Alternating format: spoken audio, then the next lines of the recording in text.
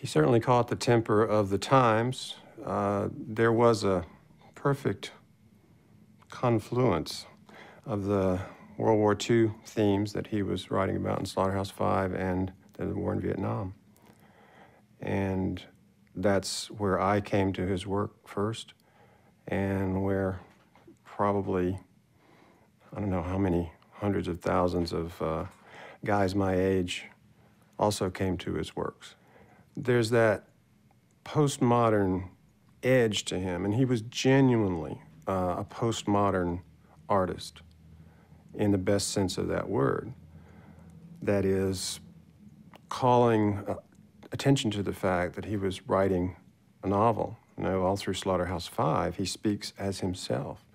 He says that Robert Kennedy was assassinated a few days ago. And, you know, Dr. King, as things were unfolding, in his opening and closing chapters, he was referring directly to what was going on in his life. So the wall between fiction and fact, fiction and autobiography, was at that time being sort of broken down by the so-called new journalists like Tom Wolfe and other people. So there was a kind of freedom, a kind of looseness, a kind of willingness to walk across lines, boundary lines, that I think young people always appreciate. You know, who drew up these lines? You know, who made it a rule that you can't talk about yourself in a novel? Why do all old people seem to support this crazy war in Vietnam? So that certainly resonated with me. I was facing the draft myself at that time. They used to put your name in a hopper and spin the hopper around, not your name, but your birth date. And the way they pulled those names out of there determined whether a lot of guys my age lived or died. And the arbitrariness of that is exactly what Vonnegut was talking about. The fake view that if you're heroic enough, if you're patriotic enough, if your cause is just enough, then you go into war and it's all going to be logical. It's going to be determined by your, by your stand-up and courage and all that. And he said, no, it doesn't have anything to do with that. I mean, it may at certain moments, but, the bombs fall and you're gone, or if you're lucky. Like he was incredibly lucky at Dresden. I know this is the central story in Kurt Vonnegut's life, but you can't tell that story often enough. He's a very polarizing figure. I don't quite understand why, because he's so mid-American, it's ridiculous. But I think in the end, no one will eclipse Twain. I would never presume that. But I think that he will be along that part of the literary family tree, if you will, and he'll be understood. And so that it won't be remarkable when you take a course in college where you're reading Voltaire and you're reading Twain and you're reading Vonnegut. It won't be questioned later on. Just some people are really pissed off, and I think it's because they just don't understand him.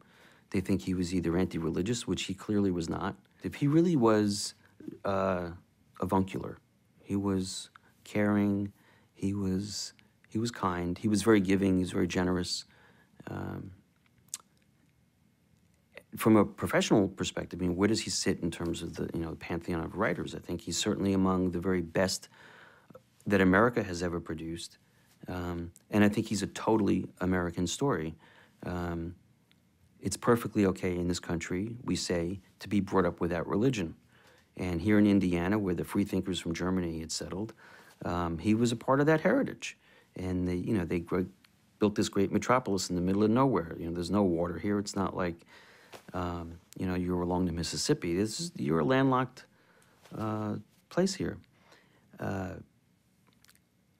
But he took up what were these Midwestern values, and yep, he went to Europe. He went to war, believing what he had been taught here about doing good deeds and taking care of people and just being a decent human being, still with aspirations of eventually becoming a writer, But he didn't go there looking for a story either. And the story sort of found him. And he spent a lifetime trying to tell that story. And he did in various ways.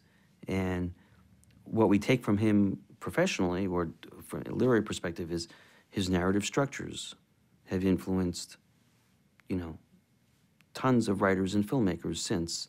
You know, I think of Pulp Fiction. And Tarantino couldn't have written a narrative like that without understanding what Vonnegut did in Slaughterhouse-Five. You know, so he gave us a new way of looking at narrative structure. He gave us a new way to appreciate, let's say, metafiction, where the author becomes part of the narrative itself. He gave us those grand questions about what happens when even good people, America, does some pretty horrendous things. And we do. And to deny that we do is wrong. We should accept that we've done them and find out why we did them, and as we have in the past, work at trying never to do that again. Will we succeed at that? We'll probably avoid some catastrophes. Will we fail at that? We'll probably walk into a whole bunch of others. But you have to be mindful of the question. It go back to, you know, why I teach this stuff to my students. I want them to be aware of the question. Is it always enough to say that the end justifies the means? That's an eternal question. Well, Vonnegut answers those things in lots of different ways for us. And I think we have to be mindful of those questions. Not that we're going to have answers, but I think if you go through life without those questions, you lack a guide. And I don't think it's enough to simply say, well, I believe in Jesus, and if Jesus wants me to do something, I'll do it. I think that you have to bring something to the table yourself. Because in the end, Jesus is not doing an action. The person is doing the action. And you can't confuse the two. So we have to make sure that we're mindful of the question and understand how we ourselves want to answer that question. We all have to become accountable at that point.